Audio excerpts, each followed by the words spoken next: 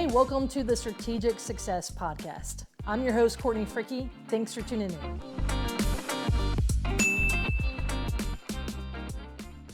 All right, you guys. Welcome to another episode. So, if you've been following along, last episode, I shared a throwback, and it was this tradition when the local investor meetups does, where they review the current year and then what's going to be your focus for next year, right? So if you listen to last episode, you got to hear how my 2023 was and what was my focus for 2024. Today, I'm going to tell you how my 2024 has been. And going into 2025, what am I focusing on?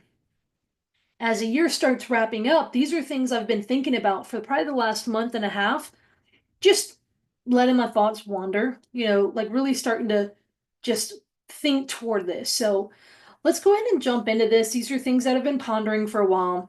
My thoughts may continue to grow over time as we get further into the year, as they seem to always do. But I want to kind of tell you where I'm at right now.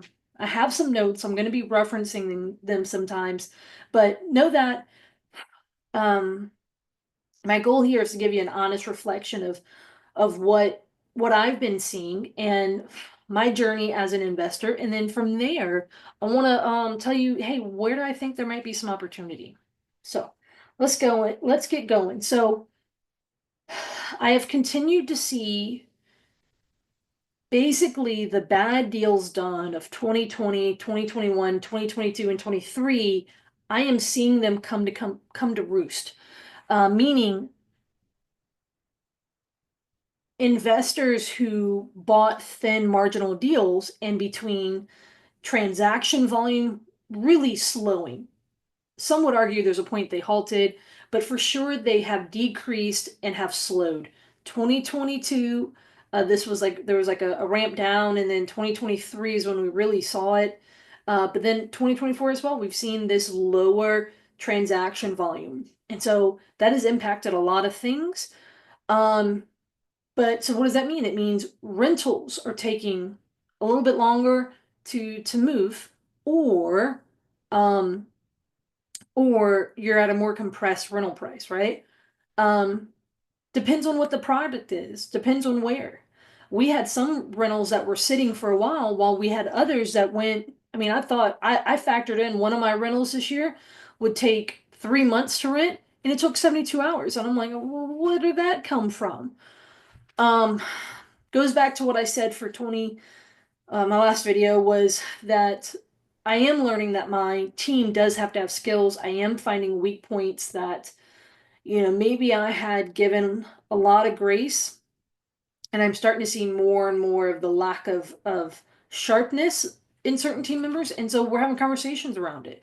And so I don't have staff. I either have partners or I have third parties. And most of what I'm talking about is the third parties that I'm talking about here is, hey, so then that may look like we need to either move to a different third party company, because at the end of the day, this is what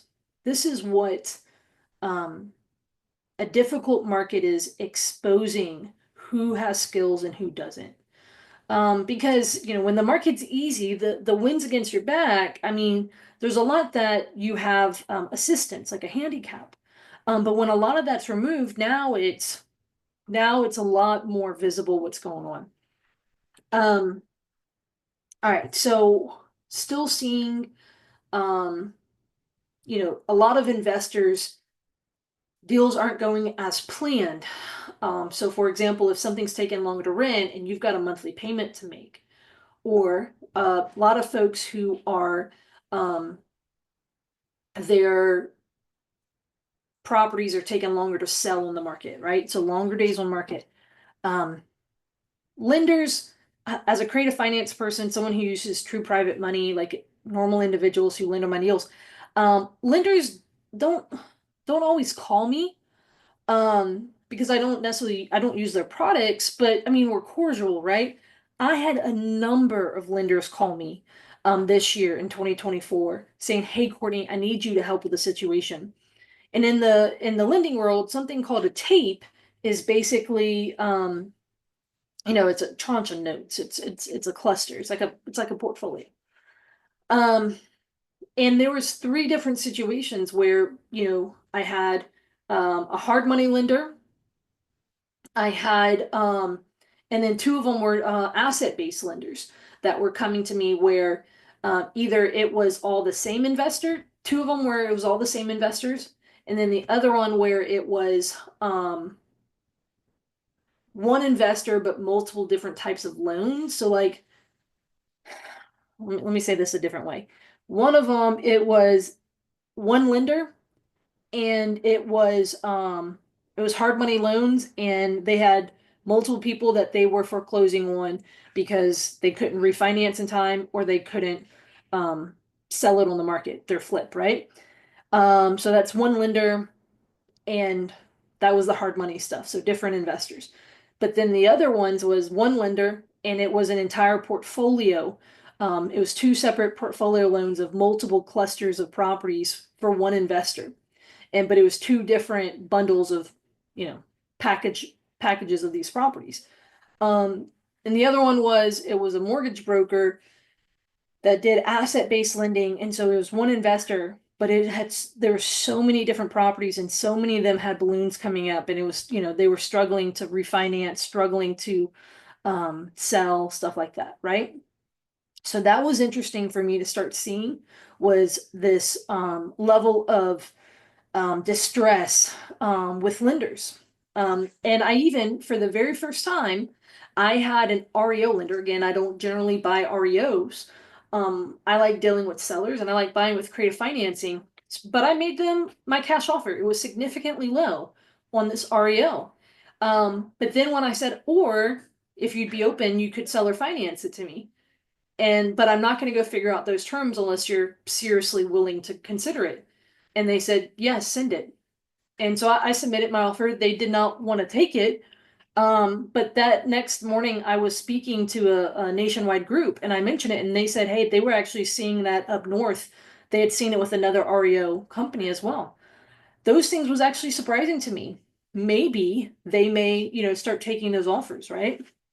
So I started seeing some issues like that, but just the overall investor rescue stuff. I'm not gonna lie, my heart, my background's in missions and volunteer work and a lot of things like that, nonprofit work. I always really want to help, but you have to draw boundaries at some point, right?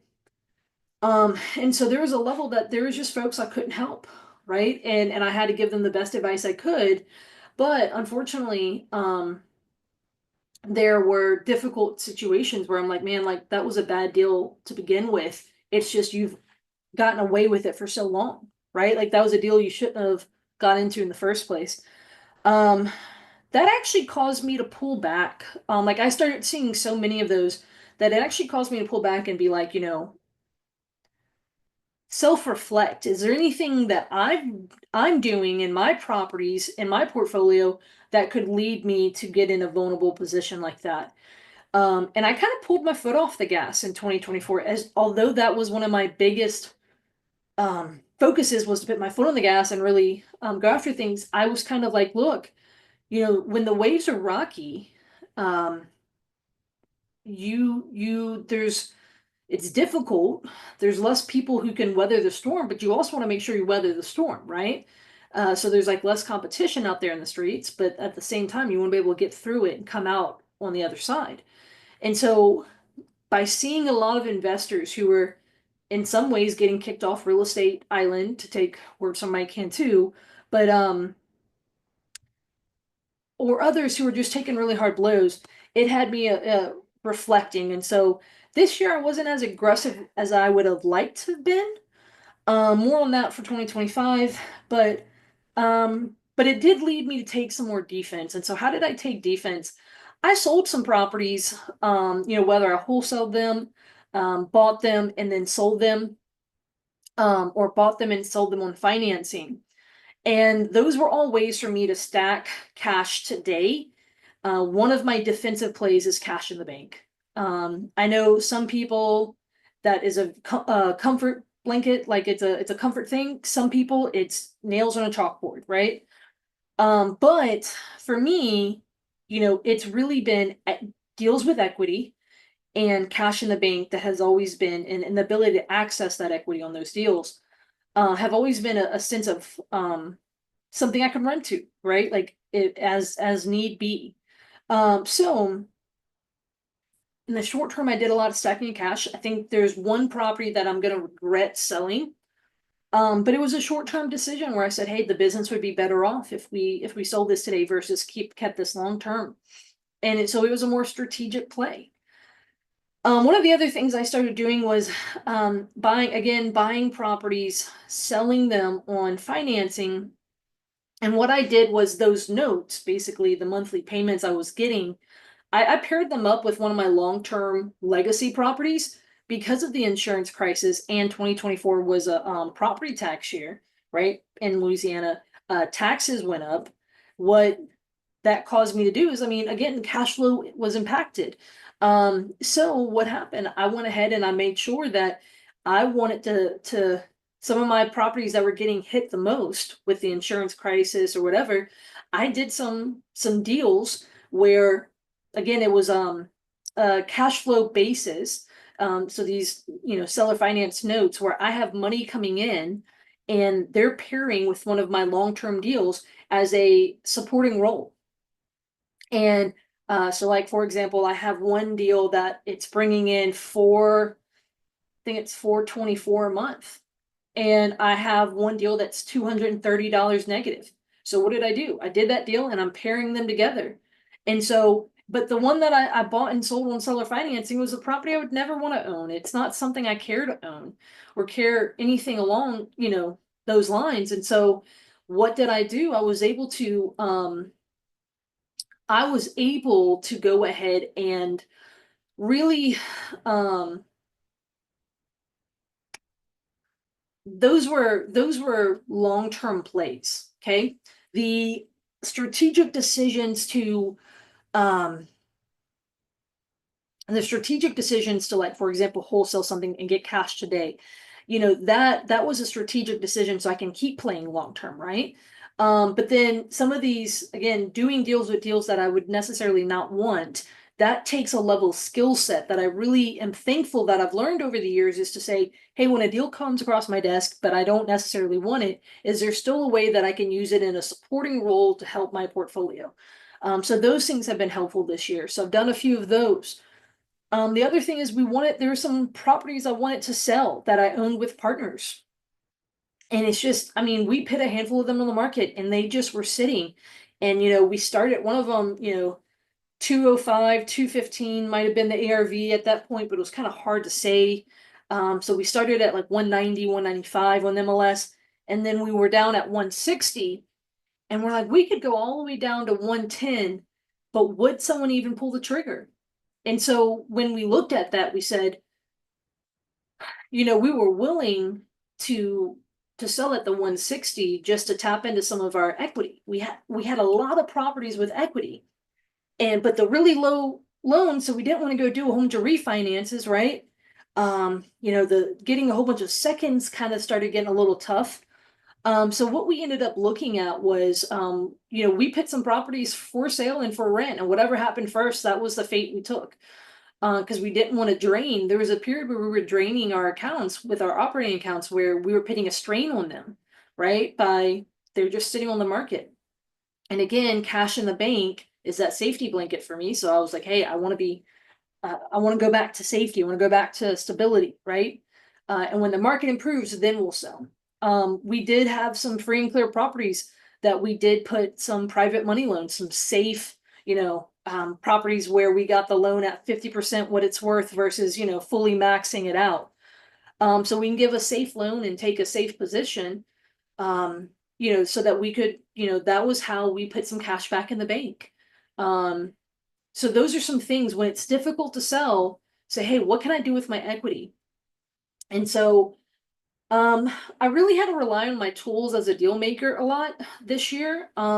I was not immune to deals not going according to plan either. We had to, take back some properties this year.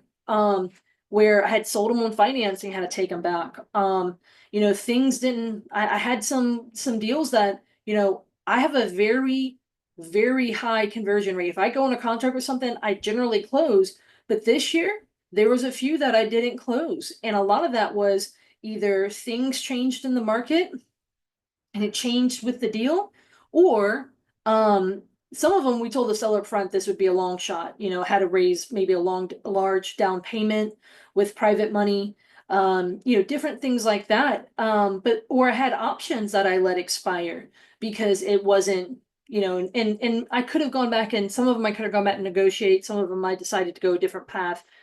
There's things like that so I wasn't immune to deals not going according to plan. But another part here that is important is I have not stopped going to conferences. I generally go to 6 to 10 conferences a week. Right now, I am getting ready. I'm packing because tomorrow morning I fly to go to my last conference of the year. And again, still went this year. Many people gave that up in 2024. Hey guys, Courtney, Fricke here. We've got Aussie Steve. And look, if you have a deal that needs to get moved, Southeast Louisiana, even in South Mississippi, we're your folks. We are the largest dispo company, really in the greater New Orleans area, even Southeast Louisiana. We have great contacts in South Mississippi as well. Steve, why do we move more deals than others?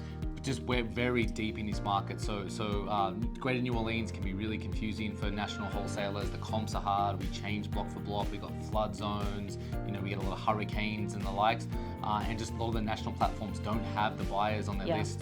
So we are deep with buyers, but we're deep with relationships, which is really important in this market. So we love JVing with out-of-state investors. Like I said, we do a ton of business with other investors. So go to homebuyerlouisiana.com/Courtney, fill out the information. We'll get in touch with you and we'll move this deal along. Every single time. So a lot of the conferences I go to, I attend. There's a handful that I attend regularly, and then there's other conferences that are different. The ones that I attend regularly were all the smallest I've ever seen them.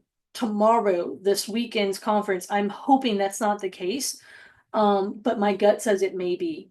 And I think that just points that there's a strain in the investor market, right? That investors are feeling it. And so between inflation and the difficulty of the market, the difficulty of getting deals done, the low transaction volume, just stuff like that, I think people are kind of hunkering down.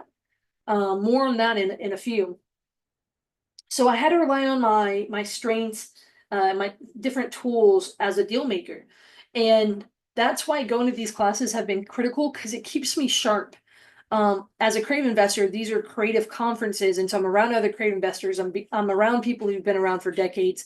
It's been interesting because I've been seeing people I haven't seen in a while come out the woodwork now. So that's also been interesting. Someone who I haven't talked to in a while called me. Those are things that I'm paying attention to. I'm not going to pretend to always know what they mean, but I'm just picking up on them. I pulled back. I like to keep a lean overhead. And one of the ways that I kind of still am very active in the business is I have strategic partnerships. So this year I did seek out some new ones. I had some that went well. Some existing ones that went well. I had some existing ones that were making changes, whether whether it is we are buying each other out, we're selling, we're looking for the next opportunity to sell, we're making decisions that we will eventually sell and exit. Or there's new strategic partners that I'm getting in with where it's saying, hey, I am focusing in this direction. But I spent a lot of time fixing issues in my portfolio, getting stuff stabilized, making sure that I was like, hey, what do we need to do to get this place rented out? Or, hey, if it's sitting for sale, let's go ahead and put it up for rent and see what happens first. I started my YouTube channel this year. I launched my podcast. So that's been great. Look, it takes consistency. It's been in perfect action. I mean, you'll see some of these podcasts are imperfect. I mean, I've had one where we film in 2 angles and one of the filming stops. I've had it where there was one I uploaded yesterday. I'm 30 something videos in, and one yesterday, there was an audio glitch. And you know what? It was a less than a minute audio glitch, but guess what? We're going to keep going. We're going to leave it up. and we're gonna keep moving forward, and we're gonna get better with each repetition. So this has been good. My goal, is with this one is to look for more of those strategic partnerships. More on that for 2025. A lot of you guys know I traveled to France for 3 weeks this year, and during that time got engaged. And so 2024 was a big year for me personally. But but at the same time at home, my fiance got laid off. Technically, their job no longer exists with their employer, but thankfully they were rehired in a different position. They somehow managed like one of the only promotions in the company, one of the very few promotions. So thankfully that happened. But at the same time, I mean, for months we knew that the layoffs were happening. And so, that a lot of people, there was a period in 2024 where I was tracking my weekly conversations, and there have been many times I've had conversations where it went for weeks where I talked with people who were, either their neighbor had just gotten laid off, they'd gotten laid off, their spouse was afraid of getting laid off, all of that, or they survived another round of layoffs, whatever. Um, but I've really the goal of bringing up France was I'm still leaning towards time freedom. So although I'm still very active and I'm looking for opportunities, I am trying to still be I'm trying to be cognizant of my goals, right? Um, toward the end of this year, I have been ramping up more of the offense. I've acknowledged the heavy defense I played this year and how I kind of took my foot off the gas. So I'm about to start talking about 2025, and I want to talk to you about what that has looked like. Um,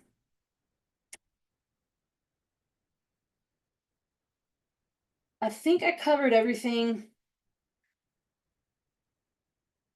I think when properties are difficult to sell in the retail market, I think that's really been the biggest thing here is if you can't sell a property on the retail market, maybe because it's just low buyer activity, right?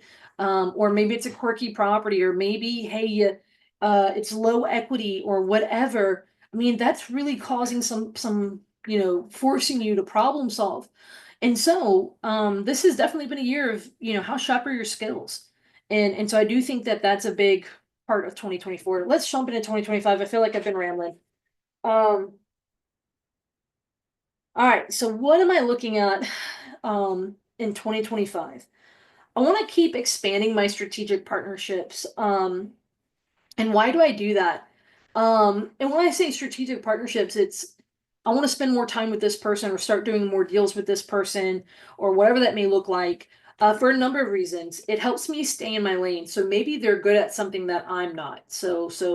Um, maybe it's something that they're complementary. It allows me some time freedom. I mean, while I was in France last year or earlier this year, the way I was able to do that is through the third party delegation. Because again, it's just me and partners or me and people that I hire, third party wise.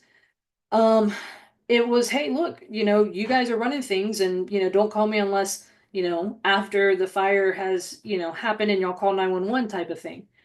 So it gives me the ability, with that time freedom, but it also opens up some shared responsibilities, so that helps. Um, I do think in 2025, I want to play some more offense. I think I've done enough self-reflecting and put in enough pieces to say, hey, I can move forward, play offense. I do want more of these legacy properties, these, nicer houses, nice neighborhoods, 1990 or newer single families. Um, so those are the ones I'm seeking out. I really want to be able to take advantage and buy more of those. Um, but in order to buy more of those, I also have to do some other deals. I'll tell you about that in a second. But because I think that there's a soft market sales wise, right? So not as many hungry buyers. But in the rental market is also soft in some ways. I am right now making master lease option offers where I am offering to rent someone's property with the right to sublet it, with the future right to buy it. I'm actually starting to make multiple of those offers. This week alone, I think I have like almost five going out, 5 or 6 of those going out. And today's just Tuesday in this week. It's allowing me to lock in today's price, but it's actually cheaper than if I were to sell or finance a deal. This works best when something is free and clear, and if someone's kind of flexible in timeline, but stuck on a price. And so I'm doing those with longer, like my most average is a 5-year option. If I can get more, better. So I do see myself maybe doing some more of those. Fun fact, I'm also shopping for a primary residence in 2025 because of the soft sales market. I do think it's an opportunity to trade up. Um, One of the other things I'm looking at, and this goes along the lines of offense and strategic partnerships, is equity loans. Shared equity loans. What these are is basically partnerships. Someone brings the money. Normally, when someone brings the money on my deal, they just get a note and a mortgage, right? So they're a lender. They're just getting paid monthly. But I'm actually looking at a few different folks and looking at doing equity loans where it's basically we own the property together. Now it may not be we're not creating an LLC and co-owning it. It may be I'm on title and they have a lease with an option, a master lease with an option for me, or vice versa, where we're basically effectively still controlling it together, but we're just kind of divvying up some of the benefits of the deal. I'm looking at those, especially if the deal that it's not a legacy property that I want to own forever. But it's maybe like an equity capture deal. Hey, I could get into this deal. It's a great opportunity to capture some future equity. And so then I can bring them in. And that is proving a potential opportunity there because it may be cheaper than cash flow wise than interest. Yes, it's costing more because I'm giving up like a larger piece of the deal, but it's allowing that monthly part to be easier. Um, I am being careful with subject to deals. Um, Obviously, I just dropped the video of the breakdown of the due on sale being called on Steve's deal within days of him buying one. I have a lot of thoughts on that deal. So if you didn't listen, it was nearly 2 hours of a breakdown of that deal. But especially low to no equity. I'm being very cautious of that. And so just know when to say no and walk away, to refer them out. Land deals. I am one of my strategic partnerships is with land. So looking at some subdivide deals, and looking for some opportunities to buy land and sell it on seller finance.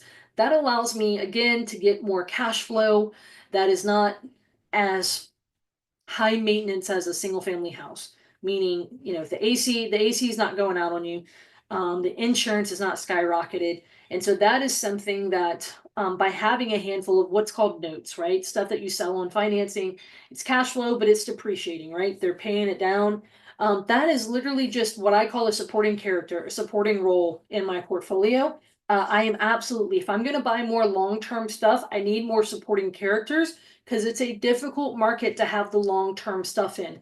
Meaning some of the deals I'm buying that are great long-term rentals, just because of the heightened insurance right now, or the interest rates or things like that, whatever it may be, the monthly cash flow isn't as great. So what am I doing? I'm saying, let me control that asset right now, and get a supporting character to help support it. So cash flow from this note is helping, benefit this house and make this house safe and doable. Defense is going to continue to be cash in the bank. So there's a level there. How might I do that?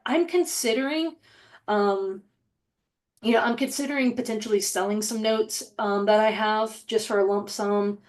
You want to be careful of the tax ramifications of that. I have some partnerships. I'm considering doing a jumbling of trading them. And if you're listening to this, you're my partner, we've already been talking about this. Don't worry, I'm not, dropping this in your lap. When you're equity rich in your portfolio and you're really wanting to tap into cash, but the cash flow is tough, right? To do that with a whole bunch of loans. Um, I don't know. I'm gonna say let's go 30,000 feet up, see what we have. And for example, could you take these 4 properties, maybe refinance 2 of them? Let's deal with the existing debt we have to clean things up. And then, what can I do with these over here? Um, I'm gonna definitely continue, with the podcast, with the YouTube channel. Um, for 2024, a lot of you guys heard me ask my big question in 2024 was debt or no debt on rentals. And I asked a lot of people at the conferences I attended that I highly respect, and I had like 20 responses. I'm going to get some more while I'm in Tampa this week. Um, I really enjoyed that, these 5 to 10 minute videos. So I'm going to have a new question for 2025. You're going to have to wait to hear me release that. And it's going to be a question I'm going to ask people all throughout the year. It's going to be a big question. It's kind of one of those philosophical questions. Um, One of the other things I'm looking to do is build more private money relationships. So folks who want to get their money working for them. So I'm going to be very strategic with that.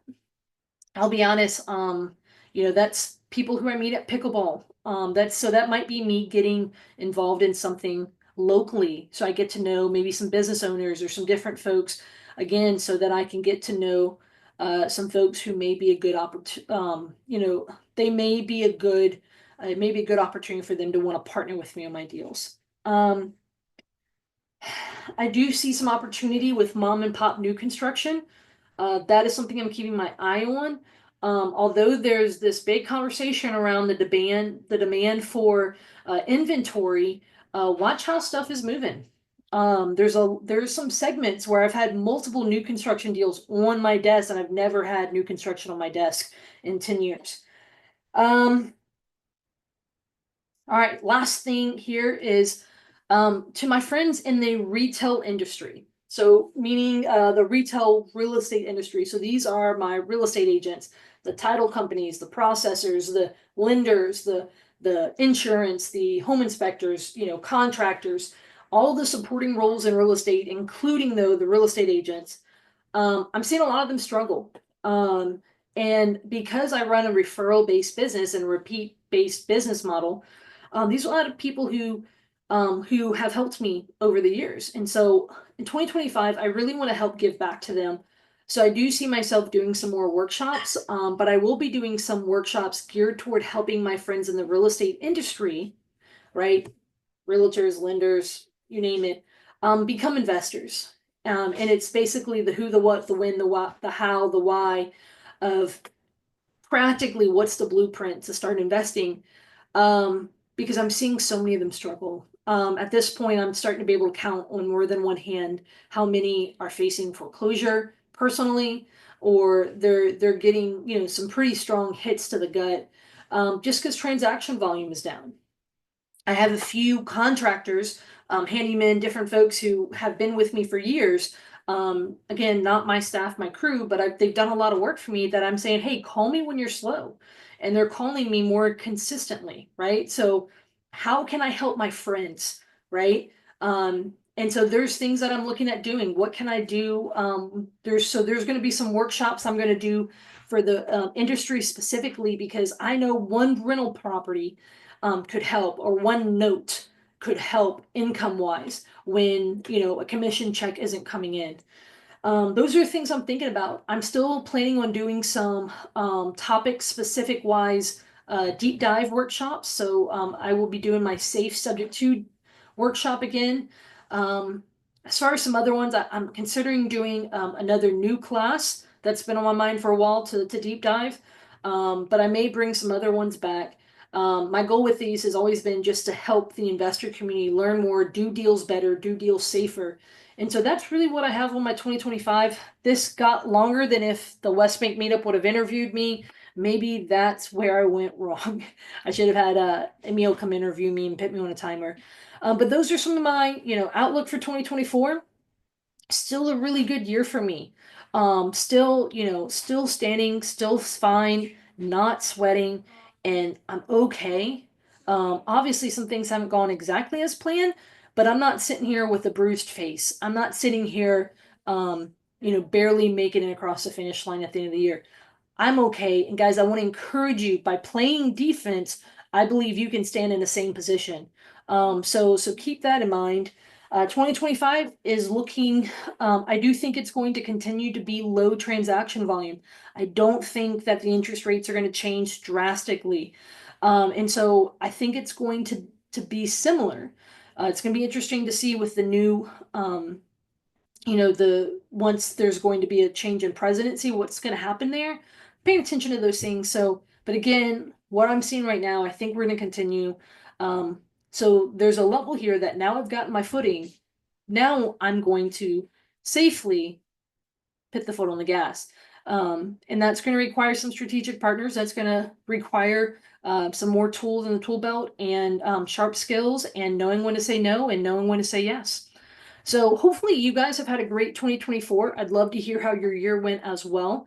I want to encourage you to take this tradition and spend some time. Spend some time reflecting on your year and then spend some time looking ahead and saying, hey, what do I want to focus on? This has helped me say, wait, what has this happened? I mean, since COVID, I feel like time's a construct, right? Like, what has happened to me this year? And so it's really good to reflect, and it's good to look forward. And what can we set our aim towards for next year? So, all right, guys, this has been another episode of the Strategic Success Podcast. As usual, guys, thank you so much for tuning in. I've appreciated all of you guys who've joined along this year as we've started this podcast. And look, I invite your engagement. I invite you to reach out and give me your thoughts. I reach out and tell me how your 2024 went, or what are your goals for 2025. Just know that I'm cheering you guys on. Know that every week you can count on an episode coming from here. Lately, I've been dropping more than one a week. We'll see if I continue with that. But with that being said, you guys, appreciate you tuning in once again. And here's to 2025.